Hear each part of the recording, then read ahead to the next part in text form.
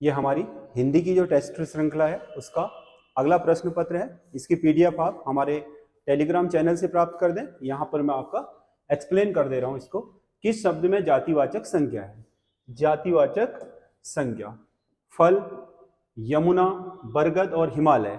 देखो फल में आपका आम भी आ जाएगा, अमरूद भी आ जाएगा, अंगूर भी आ जाएगा, सभी हम इनको फल कह सकते हैं। जब किसी शब्द का प्रयोग एक तरह की कई चीजों के लिए किया जाता है तो वो जातिवाचक संज्ञा होती है।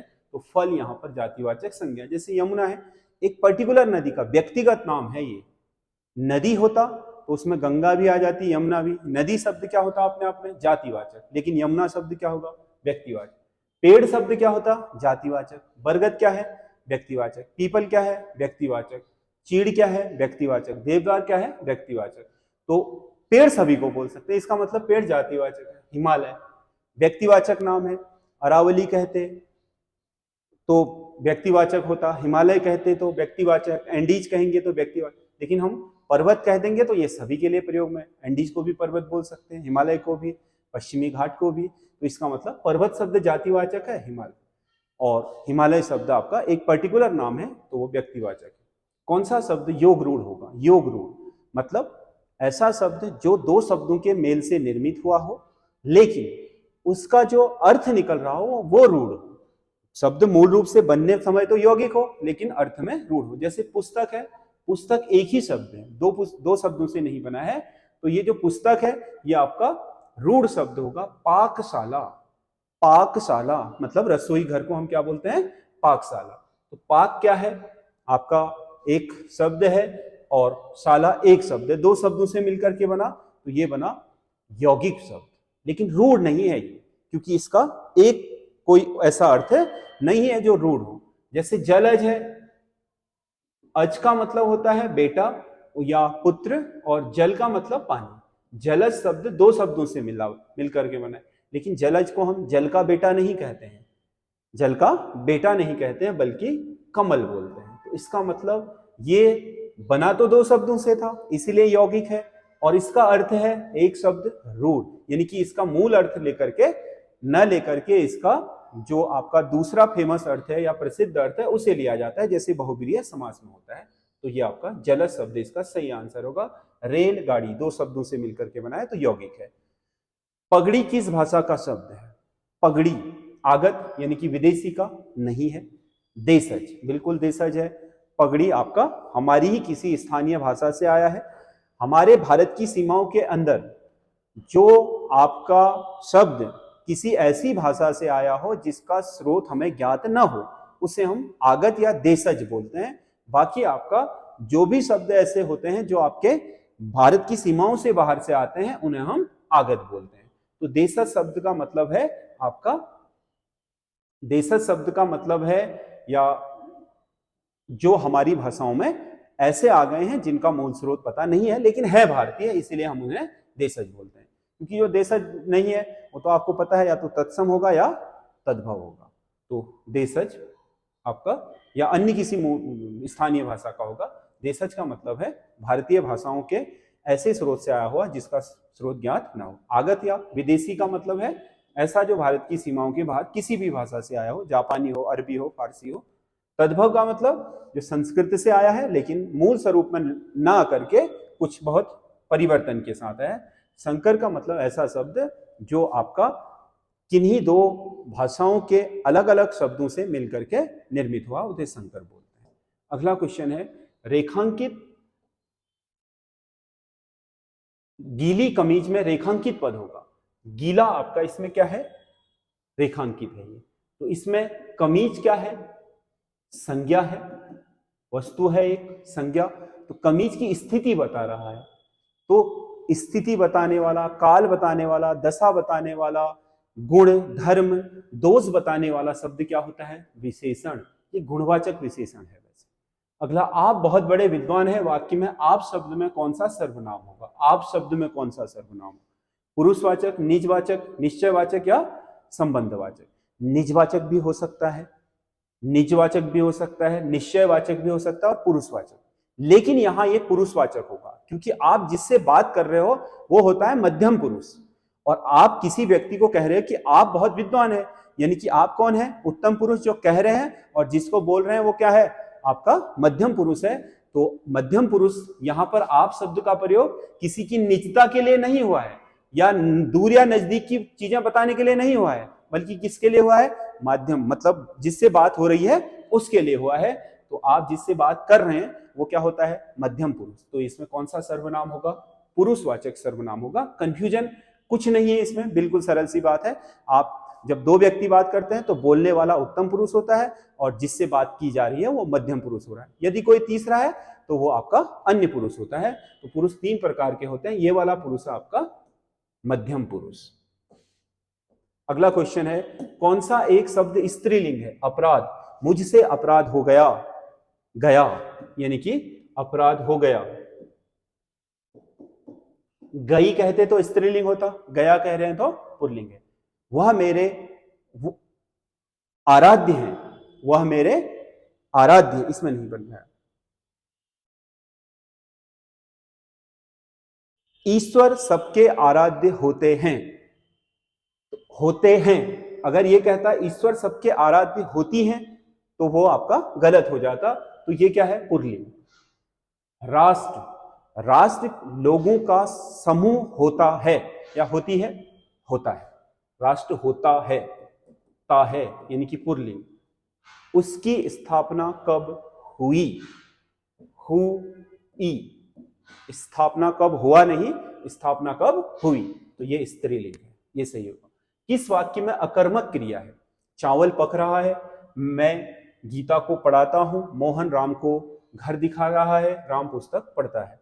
तो इसमें क्या है, मोहन राम को घर दिखा रहा है, दिखा रहा है संज्ञा है, सॉरी क्रिया है, मोहन करता है, और राम भी इसमें कर्म है जिसके माध्यम से ये काम हो रहा है, और घर भी कर्म है। ये तो कर्म क्या, द्विकर्मक है।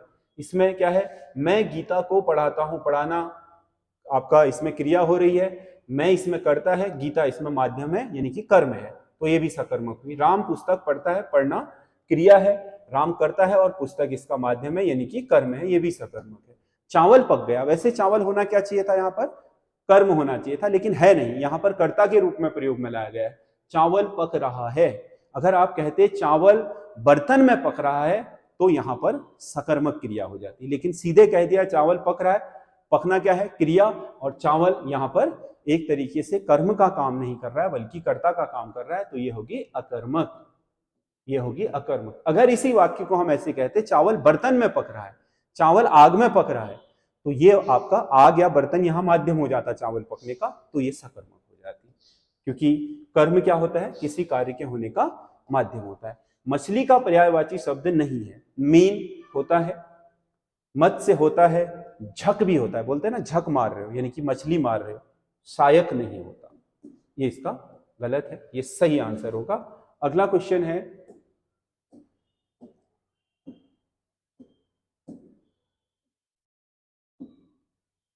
विपत्ति का विलोम शब्द होगा, विपत्ति का विलोम शब्द होगा, एक समृद्धि, बी हर्ष, सी आपत्ति, डी संपत्ति। विपत्ति का विलोम क्या होगा, संपत्ति। विपत्ति का विलोम क्या होगा, संपत्ति। विपत्ति का मतलब आपका किसी चीज का न होना या आफत होना, यानी कि संपत्ति का मतलब आपका किसी चीज का होना। क्योंकि ये समृद्धि नहीं होगा, समृद्धि अभाव का होता है, हर्ष विषाद का होता है। विपत्ति और आपत्ति दोनों पर्यायवाची है। किसी के प्रति उदारता या कृपा पूर्वक किया गया जाने वाला व्यवहार, किसी के प्रति उदारता या कृपा पूर्वक किया गया व्यवहार, क्या बोलते हैं इसे, अनुग्रह। उसने उनसे अनुग्रह किया यानी कि कृपापूर्ण व्यवहार किया। कौन सी बोली 8वीं अनुसूची में सम्मिलित नहीं है, 8वीं अनुसूची में नेपाली है यानी कि 22 जो भाषाएं संवैधानिक, डोगरी है, असमिया है, भोजपुरी नहीं है, तो इसका सही आंसर होगा भोजपुरी।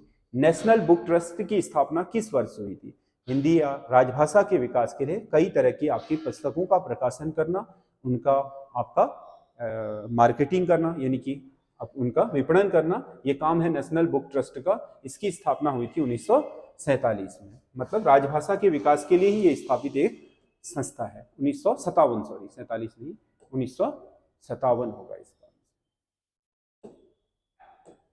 ये वाला। अगला क्वेश्चन है, हिंदी वर्णमाला में मात्रिक स्वर कितने होते हैं? स्वर तो 11 है, लेकिन आपने देखा होगा अ की कोई मात्रा नहीं होती, ये हर किसी में लगा होता है, बाकी सब की मात्रा होती है। आ की भी होगी, छोटी, बड़ी, ऊ, बड़ा ऊ, री, ए, ऐ, ओ, औ, सबकी होगी, लेकिन अ की मात्रा नहीं होगी। तो इसका मतलब एक की मात्रा नहीं होती है। तो मात्रिक स्वर कितने होंगे? 10। कौन सी वर्तनी शुद्ध है? निष्काम नहीं है शुद्ध, इसका होना चाहिए निष्काम, ये शुद्ध वर्तनी है। जोग, जोग नहीं होता है, योग होता है। अंकुर, अंक की मात्रा होती है, चंद्र बिंदु नहीं होता। तो घनिष्ठ, ये आपका वर्तनी शुद्ध है, घनिष्ठ, ये बिल्कुल शुद्ध वर्तनी है। यद्यपि शब्द का सही संधि विच्छेद होगा, यद्यपि शब्द का सही संधि विच्छेद होगा, यद्यपि का सही संधि विच्छेद क्या होगा?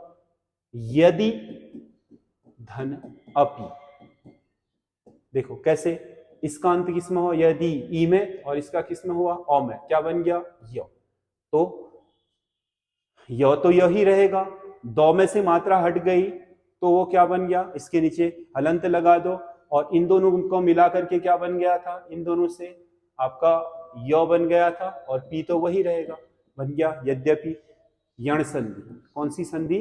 यण संधि होगी इसमें, ठीक है। इसे आप ऐसे भी लिख सकते हो, दो को ऐसे भी हो जाता है जैसे वो लिखा हुआ है, यद्यय,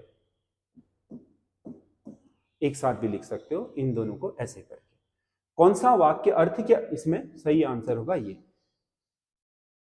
कौन सा वाक्य अर्थ के आधार पर विधिवाचक वाक्य होगा? विधिवाचक जो साधारण उसमें बोला जाता है, तुम काम मत करो, तो मत लगा दिया तो निषेधात्मक। भोजन ग्रहण करो, आज्ञा दी जा रही है। उसने परीक्षा उत्तीर्ण की, अब इसमें साधारण बात कह रहा, उसने परीक्षा उत्तीर्ण की, तो ये विधि हो गया। जो कुछ नहीं होगा वो विधि होगा। आपकी यात्रा मंगलमय हो, क्या हो गया? क्या हो गया? ये कामना कर रहा है, इच्छावाचक हो, क्या हो गया? इच्छावाचक वाक्य। तो इसमें इच्छा है, इसमें आज्ञा है, इसमें निषेध है, तो इसमें क्या होगा? विधि होगी। इसमें क्या होगी? विधि। अगला क्वेश्चन है, न 3 में न 13 में, मतलब जो कहीं भी नहीं है, जो किसी में नहीं है, उसे हम बोलते हैं 3 में न 13 में, न अपने में न दूसरों में, किसी में नहीं। अलग थलग रहने वाले को भी नहीं कह सकते। किसी का, किसी काम का न होना, न 3 का न 13 का। अगला क्वेश्चन है, होरी किस उपन्यास का पात्र है? होरी, होरी बहुत फेमस पात्र था, किसका? गोदान का, गोदान का पात्र था होरी। पृथ्वीराज रासो किस काल की रचना है? पृथ्वीराज रासो चंद्रवरदाई ने लिखी, भारत की हिंदी साहित्य की पहली रचनाओं में से एक है। आदिकाल, उसको क्या बोलते थे? आदिकाल या वीर गाथा काल। भारत भारती किसकी रचना है? भारत भारती मैथिली शरण गुप्त की रचना है। तो ये आपके 20 क्वेश्चन हैं, बहुत ही इंपॉर्टेंट है, आप इन्हें कर लीजिए और उसके बाद हमें कमेंट करके बताइए कि आपको कैसी लग रही है सीरीज, और आपके क्या कितने सही हो रहे हैं ये भी आप हमें बताइए, और कोई सुझाव है तो वो भी।